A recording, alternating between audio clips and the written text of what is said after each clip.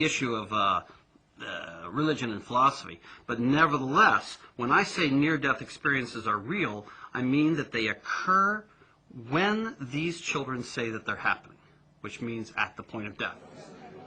One group that understands NDE all too well is IONS, otherwise known as the International Association for Near-Death Studies. Founded in the early 80s, it was established to support the near-death experiencer and encourage NDE research. Today, it has a very large membership in many countries.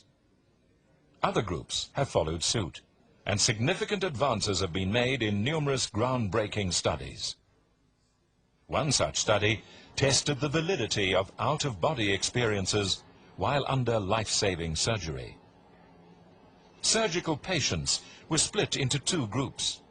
The first group claimed to have an out-of-body experience while under anesthetic. The second claimed to have had no out-of-body experience. The two groups were asked to describe what had happened to them while receiving treatment. Those who had experienced no out-of-body sensation made wild guesses and were overwhelmingly wrong. The out-of-body group, by contrast, gave startlingly accurate descriptions of what the surgery or treatment had entailed, including giving precise details of data readouts on the surgery's electrical equipment during the operation. The concept of extended consciousness after clinical death had moved from the realm of religious belief to verifiable scientific fact. There's been a very good study of people that had cardiac arrests or heart attacks. About 15% of them had NDEs, and the remainder did not have NDEs. And then they studied this group of people for up to 7 years. And there's no question that the people that had NDEs were significantly different from the other group. They tended to have a more spiritual belief system. They had a much lower fear of death. They had a much less materialistic view of the world. They were much more interested in religion, and it really changed their lives a great deal. So this has been studied very carefully, or what is called prospective or controlled studies, and has been proven to be fact.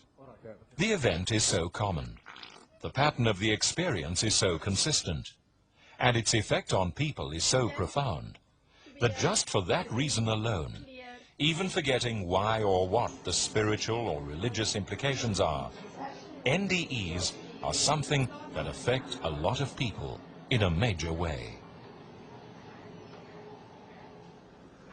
Interestingly enough, another study, quite separate from the NDE, has also lent remarkable authenticity to the Lazarus phenomenon.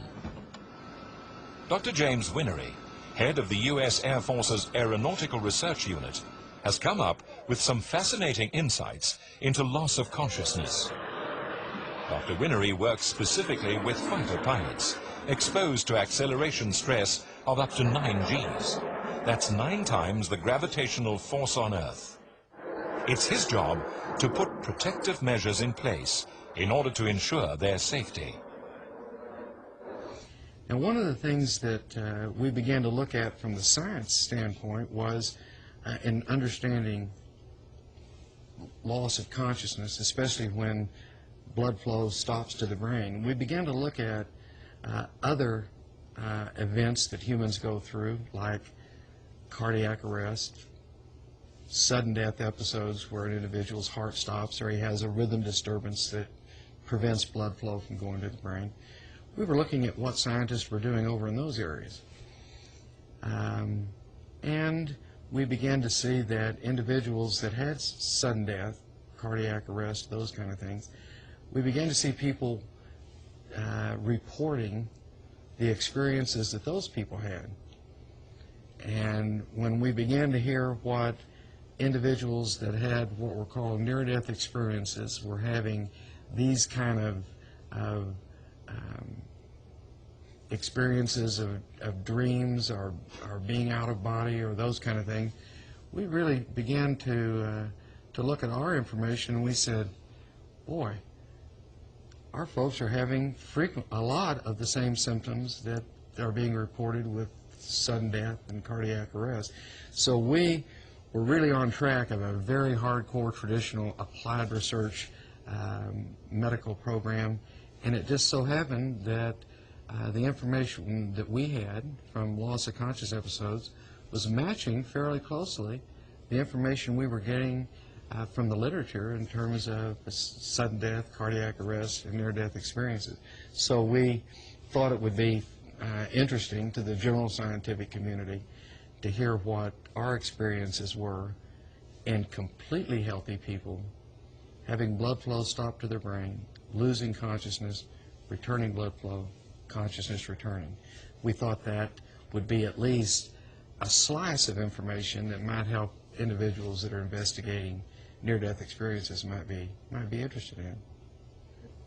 I think, as a traditional scientist, I think what our experiments really do is really lend tremendous credibility to what individuals that are having near-death experiences are saying. You really need to listen carefully, because our results suggest, incidentally, coming late on the scene, that what these individuals are experiencing are reported very accurately. So I think our experiments really lend a lot of credibility to that. I don't think our experiments give the final answer. I think they give you a lot of insight into probably what's going on in the brain, but boy, and there are things that our experiments don't show.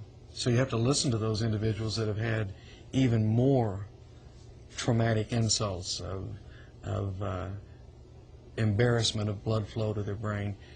They may well be experiencing things that we don't have, but the things that we're seeing certainly lends a lot of credibility to listen to what things they experience that we don't, that may truly give you insight into spiritual and other understandings of life and death and what we're all about.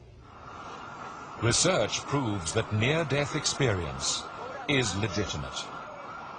Nearly 12 to 15 million Americans have had NDE experiences. This is such an enormous number of shared experiences that so greatly affects their lives that no matter what the cause of NDE, no matter what your ideas about why it occurs, there is no question that given the number of lives that it has impacted, it makes sense to study it. It's an incredible phenomenon, and again the implications are enormous. But what spiritual importance has NDE to us, who must face the last final frontier one day? But in terms of spiritual importance, near-death experiences have clear spiritual importance. People often regard themselves as having changed their life entirely as a result of the joyful experiences they have near death. And even in negative near-death experiences where people have trips that are hellish, people often report life-changing events. And arguably, even if it were brain chemical changes that were responsible for the actual near-death experience, and therefore it's a hallucination, the consequences could still be spiritual for someone. For mankind, the NDE phenomenon holds a message. Death is reality, and according to research and those who have witnessed heaven and hell through NDE experiences, we must think about our own lives. We will die as we live. What people are describing are very, very clear-cut, life-changing situations. Now, I think you mentioned you saw Ian McCormack, and when all's said and done, he's been travelling around the world for nearly 20 years. And he, like many, many of the others, recalls exactly what he saw, right to the very finest detail. And although he has been recounting his experience, and many others have as well, probably 2 or 3 or even 4 times a week for all these years, you can look at old videotapes, and what they described hasn't changed at all. It simply hasn't changed. In fact, this event is the single event in their lives that they remember most clearly, unlike hallucinations.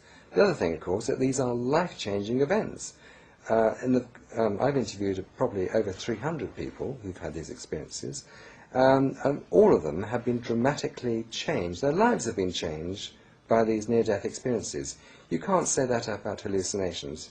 Hallucinations simply aren't life-changing experiences, whereas near-death experiences, when you meet Jesus Christ and either see heaven or hell, they are dramatic, riveting, life-changing experiences, and almost invariably people's lives are dramatically altered as a result of these experiences. So personally, and also because of the fact that the near-death experience accounts are so remarkably similar not only to each other but also to the Bible, I personally believe that these are real events and people are describing real events.